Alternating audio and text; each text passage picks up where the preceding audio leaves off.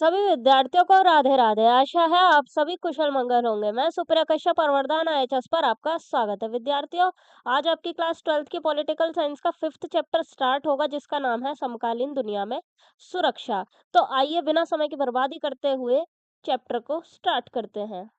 आज का आपका फर्स्ट टॉपिक है सुरक्षा का अर्थ व धारणा है। तो देखो, सबसे पहला प्रश्न तो ये आ जाता है, ये जो सुरक्षा शब्द है, जिसको अंग्रेजी में सिक्योरिटी कहते हैं, इसका अर्थ क्या होता है?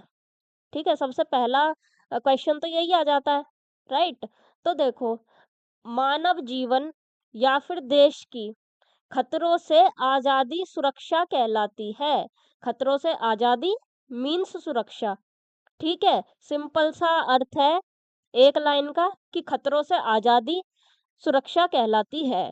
अब वो मानव जीवन की समझ लो या फिर देश की समझ लो, वो खतरों से आजादी सुरक्षा कहलाती है। ओके, अब प्रश्न एक और आ जाता है कि खतरे भाई कौन से वाले खतरे? ठीक है, किस टाइप के खतरे? बड़े लेवल के खतरे या छोटे लेवल के खतरे? कैसे खतरे? ठीक है, ये भी तो एक क्वेश्चन आ जाता है ना। तो देखो, खतरे कौन से वाले? ऐसे खतरे जिनका संबंध केंद्रीय मूल्यों से है तथा जिनसे मानव या फिर देश को अपूरणीय क्षति हो।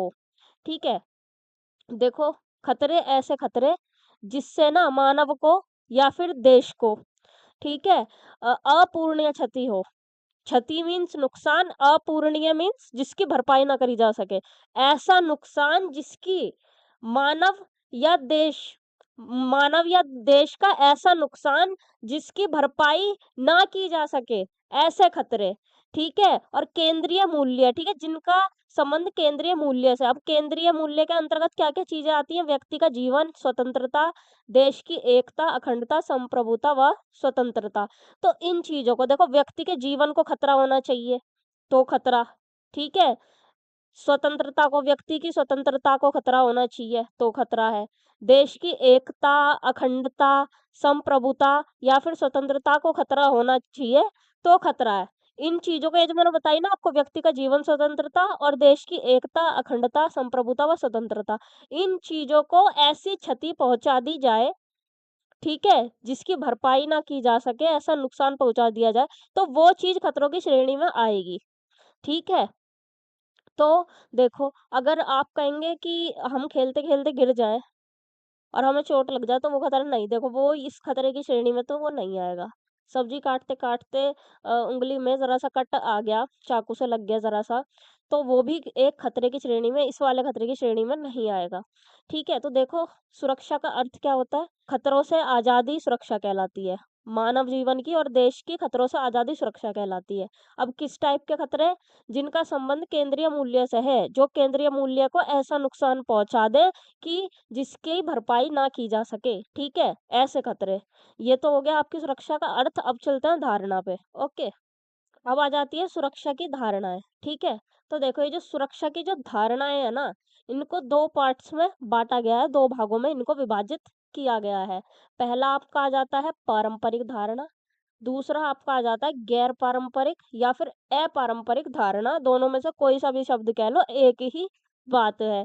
ठीक है, तो पहला पारंपरिक धारणा को देख लो।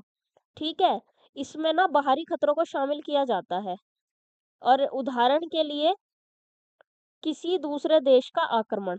ठीक है, देखो, पारंपरिक जो धारणा है ना, इसमें बाहरी खतरों को शामिल किया जाता है। अब आप कहेंगे कि ये दीदी क्या कह रही है, बाहरी खतरे क्या होता है? तो बाहरी खतरे मीन्स, मान लो कि कोई विदेशी देश या फिर पड़ोसी देश कह लो, वो हम पे आक्रमण कर दे, तो वो बाहरी खतरे के अंतर्गत आएगा। ठीक है, मान लो हम है भारत, हमारे ऊपर पाकिस्तान, चाइना या बांग्लादेश, ठीक है, हमला कर दे, तो वो चीज कहलाएगी बाहरी खतरा। ठीक है, बाहरी यानी कि बाहर का खतरा, नाम से भी आपको जो है समझ आ रहा होगा। ठीक है, तो इसमें बाहरी खतरों को शामिल किया गया है, लेकिन जो ये अपारंपरिक है, ये इसका ठीक अपोजिट है। ठीक है, याद करने में आपको आसानी होगी, इसका ठीक अपोजिट। ठीक है, इसमें देखो, बाहरी खतरों को तो शामिल किया ही किया जाएगा, बाहरी खतरों को इसमें शामिल किया ही किया जाएगा कि हाँ जी, वो भी ये कॉन्सेप्ट क्या कहता है कि देखो, बाहरी खतरा तो खतरा है ही, लेकिन वो खतरे भी तो खतरे हैं जो देश के अंदर है, जैसे कि आतंकवाद, गृह युद्ध, अकाल, महामारी, ये खतरे भी खतरे हैं इस कॉन्सेप्ट के हिसाब से, गैर पारंपरिक वाले कॉन्सेप्ट के हिसाब से, ठीक है? तो इसमें जो है पारंपरिक में आएँगे आपके बाहरी खतरे, मीन्स जो कोई दूसरा देश हम पे आक्रमण कर दे, और गैर पारंपरिक यानी कि जो हमारे देश के ही अंदर वाले जो मैटर हैं, आतंकवाद, गृह युद्ध, अकाल, महामारी। लेकिन ये बात को आप नोट कर लेना, अपने याद रख लेना इस बात को कि इसमें गैर पारंपरिक में बाहरी खतरों को भी ऐड किया जाएगा। ओके, कभी आप जो है तुक्का मार दो कि ऐसे-ऐसे होता है, तुक्का नहीं लगाना, चीज़ों को समझो, कॉन्सेप्ट को समझो। रट्टा मत लगाया करो प्लीज। ओके, अब देखो, ये आपको गैर पारंपरिक और अपारंपरिक मैंने आपको बता दी, और ये पारंपरिक धारणा, ठीक है? ये हो गई आपकी पारंपरिक, ये हो गई गैर पारंपरिक। ठीक है, गैर पारंपरिक में केवल इतना ही है। ओके, अब आ जाओ वापस से पारंपरिक वाली धारणा पे।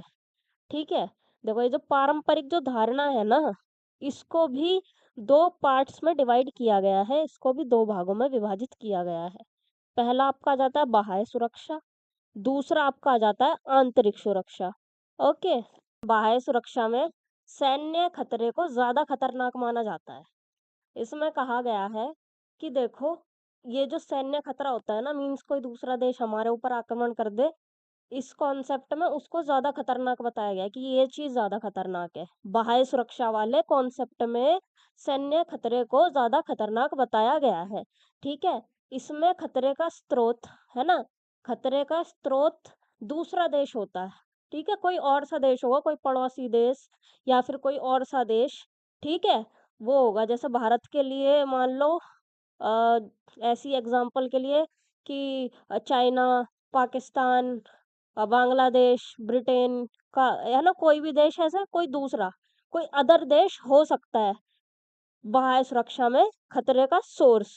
ठीक है, सैन्य हमले में सिर्फ सैनिक ही नहीं बल्कि आम नागरिक भी मारे जाते हैं। ठीक है, ये कॉन्सेप्ट क्या कह रहा है कि जो ये सैन्य हमला जो होता है ना, ओके, इसमें सैनिक तो मारे ही मारे जाते हैं, ठीक है, लेकिन उनके साथ साथ आम नागरिक भी मारे जाते हैं। अगर इसका आपको एग्जाम्पल बताने को बोला जाए तो आप बताना कि कौन कौन से युद्धों में मारे गए थे हम लोग भी। प्रथम विश्व युद्ध, द्वितीय विश्व युद्ध, ठीक है, और भारत और पाक के जो 4 युद्ध हुए उनमें, और भारत और जो चीन का युद्ध हुआ था 1962 में। ठीक है, इनमें जो है सैनिक ही नहीं बल्कि आम नागरिक भी, आम जनता भी इसमें मारी गई थी। ओके, सैन्य हमले में किसी देश की सरकार का हौसला तोड़ा जाता है। ठीक है, देखो सैन्य हमला जो करा जाता है ना, जैसे कोई देश किसी की सेना पर हमला कर दे, है ना, तो उसमें क्या किया जाता है, जो देश की सरकार होती है ना, उसका हौसला तोड़ा जाता है।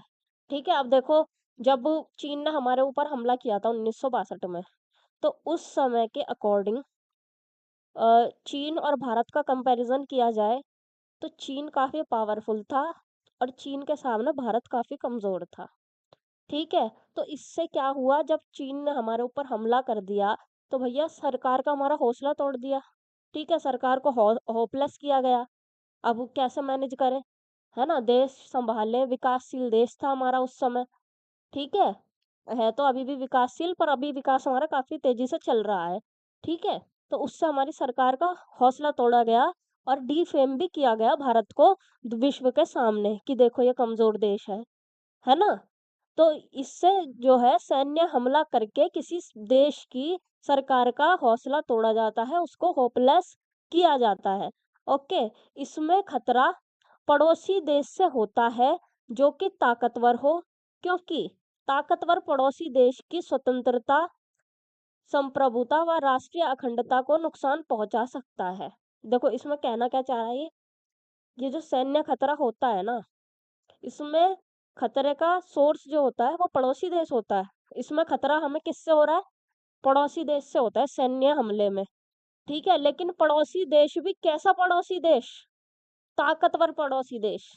मीन्स मैं आपको एग्जांपल के साथ समझाऊं कि देखो, भारत है, तो भारत को उस समय पर, आज की कंडीशन तो देखो बहुत ही अलग है, आज की बात तो अभी नहीं कर रहे हैं, आपकी किताब के हिसाब से बात करते हैं। ठीक है? तो उस पहले के समय पर भारत के लिए सैन्य खतरा कौन-सा देश था? पाकिस्तान था या चीन था? चीन था ना, चीन क्योंकि उससे ज़्यादा पावरफुल था हमसे उस समय पर। पाकिस्तान उस समय भी हमसे कमज़ोर था और आज भी कमज़ोर ही है, ठीक है? पाकिस्तान को तो बहुत ज़्यादा धोया है हमारी सेना ने बार-बार। तो इसमें ये कहना चाह रहा है कि सैन्य खतरा जो होगा किसी ताकतवर देश से होगा, नत्थू खैरे देश से नहीं होगा पाकिस्तान टाइप, ठीक है? नेक्स्ट आपका आ जाता है आंतरिक सुरक्षा, ठीक है? ये आपकी पूरी अभी तक पारंपरिक धारणा ही चल रही है, ठीक है? गैर पारंपरिक धारणा में थोड़ा ही सा था वो मैंने आपको बता दिया। अभी इसका पारंपरिक धारणा का मैंने आपको बाह्य सुरक्षा बताया, अभी आंतरिक सुरक्षा पर चलते हैं, ठीक है? देखो इसमें देश को आंतरिक समस्याओं से खतरा होता है, ठीक है? देश की जो आंतरिक समस्या है ना, देश के अंदर ही की जो समस्याएँ हैं, आंतरिक सुरक्षा वाले कॉन्सेप्ट में हमें आंतरिक समस्याओं से खतरा होगा, जो देश के अंदर की समस्याएँ हैं, उनसे खतरा होगा, ठीक है? नाम से भी आपको बहुत समझ आ रहा होगा, काफ़ी आसान-आसान इनके नाम हैं कॉन्सेप्ट्स के, ओके? अ, फिर बाह्य सुरक्षा से अधिक हानि आंतरिक सुरक्षा से होती है। क्या कह रहा है ये कॉन्सेप्ट कि देखो जी बाह्य सुरक्षा से जितनी हानि नहीं होती, ठीक है? बाह्य सुरक्षा से यानी कि सैन्य खतरे से हमें इतनी ज़्यादा हानि नहीं होती, जितना हमें आंतरिक सुरक्षा से हो जाती है, ठीक है? इसका कहना है कि देखो, अगर सैन्य खतरा होता है तो वहीं पे वो बॉर्डर पे युद्ध चलेगा, ठीक है? सैनिक-वैनिक उसमें मरेंगे। है ना? थोड़े बहुत आम नागरिक भी मर जाएँगे। लेकिन अगर देश के अंदर ही गृह युद्ध हो जाता है, दंगे हो जाते हैं, सांप्रदायिक दंगे हो जाते हैं या फिर कोई बहुत ज़्यादा हिंसक लेवल का प्रोटेस्ट हो जाता है, तो उसमें ज़्यादा लोग मारे जाएँगे, उसमें ज़्यादा हानि होगी। ठीक है? ये इस कॉन्सेप्ट ये बात कह रहा है। इसमें ज़्यादा लोग मारे जाते हैं, जैसा कि मैंने अभी आपको बताया। ठीक है? आंतरिक सुरक्षा में ज़्यादा लोग मारे जाते हैं। ओके, आंतरिक सुरक्षा के अंतर्गत क्या-क्या चीज़ें आएँगी देखो, इसमें जो है दंगे आएँगे, सांप्रदायिक दंगे आएँगे। सांप्रदायिक दंगे मीन्स जैसे कि 2 धर्मों के लोग या 2 संप्रदाय के लोग, 2 कम्युनिटी के लोग लड़ने लग जाएँ, ठीक है? हिंसा करने लग जाएँ। जैसे कि हिंदू या मुसलमान के बीच में बहुत तगड़ा जो है लड़ाई हो जाए, हिंसक लेवल की, बिल्कुल, है ना? तो वो सांप्रदायिक दंगे कहलाएँगे। अलगाववाद, है ना? अलगाववाद मीन्स सेपरेट होने की जो माँग करते हैं कि हमें जी सेपरेट कर दो, जैसे कि कश्मीर में हो रहा था कि हमें भारत से अलग करो, हम भारत का हिस्सा नहीं है। तो वहाँ पर भी वो लड़ाई झगड़े होते हैं, लोग मारे जाते हैं, बलात्कार होते हैं, अलगाववादी प्रोटेस्ट में भी, ठीक है? फिर नक्सलवाद, नक्सलवाद भी एक प्रकार के आतंकवादी लोग होते हैं, ठीक है? जातीय हिंसा का आपको एग्ज़ाम्पल मिल जाएगा श्रीलंका में, ठीक है? जो सिंगलियों के और श्रीलंकाई तमिलों के मध्य हुई थी, उसमें भी बहुत सारे लोग मारे गए थे। तो ये घटनाएँ मैंने आपको बताई ना दंगे, सांप्रदायिक दंगे, अलगाववाद, नक्सलवाद, जातीय हिंसा, इन जैसी इनके जैसी घटनाएँ जो हैं आंतरिक सुरक्षा के अंतर्गत आती हैं। ये आंतरिक सुरक्षा के एग्ज़ाम्पल्स हैं। ओके, आप इनको याद कर लेना और पीडीएफ तो आपको इसकी मिल ही जाएगी। ओके, तो उसमें से आप पढ़-पढ़ के अच्छे से याद कर सकते हैं। आपको बहुत अच्छे मार्क्स एग्ज़ाम में मिल जाएँगे। आप चिंता मत कीजिए। ओके। नेक्स्ट पॉइंट आपका आ जाता है बाह्य सुरक्षा के अंतर्गत सरकार के पास युद्ध की स्थिति में 3 विकल्प होते हैं। देखो बाह्य सुरक्षा मैंने अभी आपको बताया ना कि कोई दूसरा देश हम पे सैन्य हमला कर दे, ठीक है? कोई दूसरा देश हम पे सैन्य हमला कर दे तो वो कहलाएगी बाह्य सुरक्षा। तो अगर ऐसी कंडीशन हो जाए कि कोई दूसरा देश हम पर हमला कर दे, तो उस समय हम पर क्या विकल्प होंगे, क्या हम पे ऑप्शन होंगे, ठीक है? युद्ध की स्थिति में हमारे पास कौन से ऑप्शन होंगे, ठीक है? तो 3 ऑप्शन होंगे देश की सरकार के पास। पहला ऑप्शन तो ये होगा कि आत्मसमर्पण कर देना या फिर बात मान लेना, ठीक है? देखो, आत्मसमर्पण कर दो या फिर उसकी बात मान लो। अगर देखो हम हैं कमज़ोर, ठीक है? और सामने वाला जिसने हम पर हमला करा है वो है बहुत ज़्यादा पावरफुल, तो क्या करो उस समय हार मान लो। ठीक है, ज़्यादा उससे नहीं उलझो क्योंकि भई जब तुम्हें पता है तुम कमज़ोर हो तो हार मान लो। ठीक है, सरेंडर कर दो उसको कह दो हाँ जी ठीक है मैं हार गया और आप बताओ आपकी क्या माँग है? मैं माँग मानने को तैयार हूँ आपकी। ठीक है, पहला ऑप्शन कहता है ये। सेकंड ऑप्शन आपका आ जाता है आक्रमणकारी राष्ट्र या फिर देश को हरा दो। ठीक है, अगर भाई पता है कि हाँ बराबर वाला देश है, ठीक है, तो क्या करो, युद्ध करो और उसको हरा दो। ठीक है, दूसरा ऑप्शन आपके पास ये, सरकार के पास ये होता है। तीसरा ऑप्शन है युद्ध से होने वाले विनाश को इस हद तक बढ़ा देने के संकेत देना कि दूसरा राष्ट्र डर से हमला ना कर सके। ठीक है, इस वाले ऑप्शन में क्या करना है, इसमें तिगड़मबाजी करनी है। ठीक है, इस तरह का माहौल पैदा कर देना है कि अगले को ये लगे, सामने वाली पार्टी को ये लगे कि भाई अगर युद्ध होगा ना तो बहुत ज्यादा नुकसान हो जाएगा, बहुत विनाशकारी लेवल पर चीजें पहुंच जाएंगी। ठीक है, इस तरह का माहौल पैदा कर दो।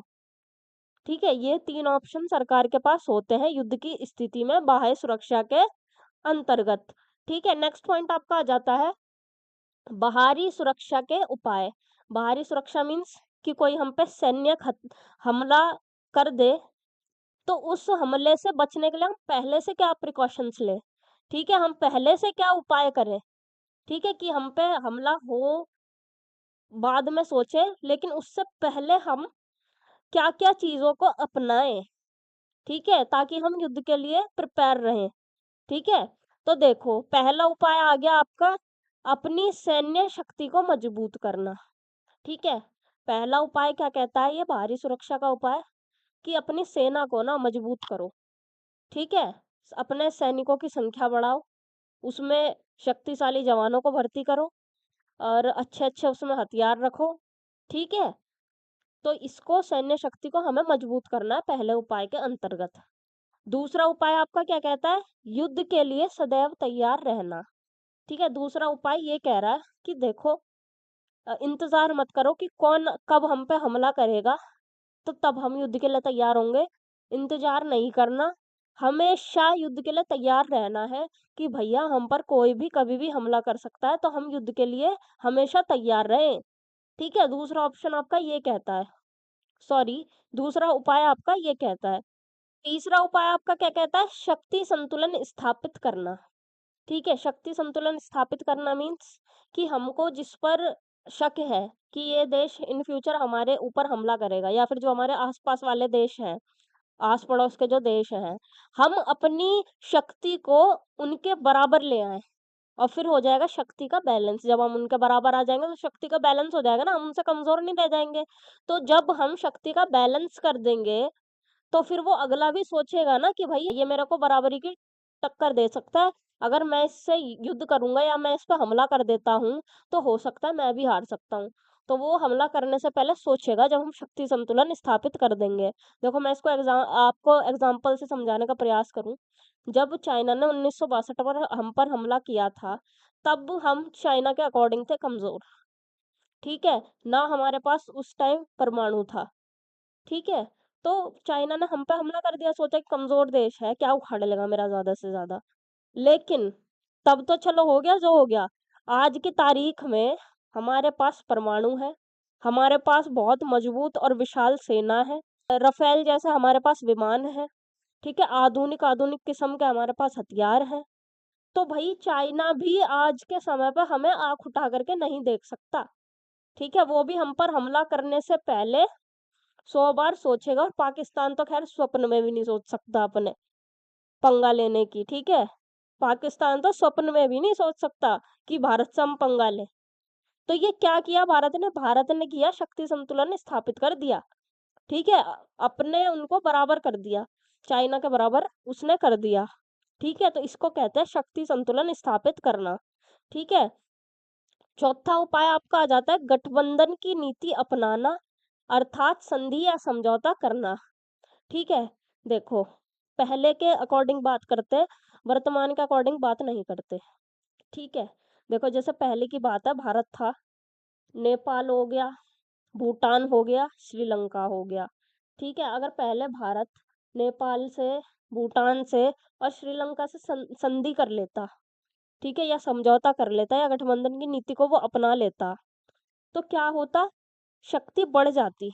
समझ रहे हो मेरी बात, अगर एक साथ जो है आ जाते कि मतलब आपस में समझौता कर लेते कि तेरे पे हमला करेगा, हाँ, तो मैं तेरा साथ दूँगा, मेरे पे हमला होएगा तो तू मेरा साथ दियो, ठीक है? ऐसे-ऐसे करके आपस में समझौता कर लेते। तो क्या होता कि कोई और देश ना इन देशों पर, भारत पर, भूटान पर, नेपाल पर और श्रीलंका पर हमला करने से पहले सोचता कि भाई ये सारे ना, इन्होंने ये मतलब इनके बीच में समझौता हुआ हुआ है, तो मतलब अगर मैं इन पे हमला करूँगा तो इनकी शक्ति बढ़ी हुई है, ठीक है? अभी ये चारों जो हैं साथ में हैं, ठीक है?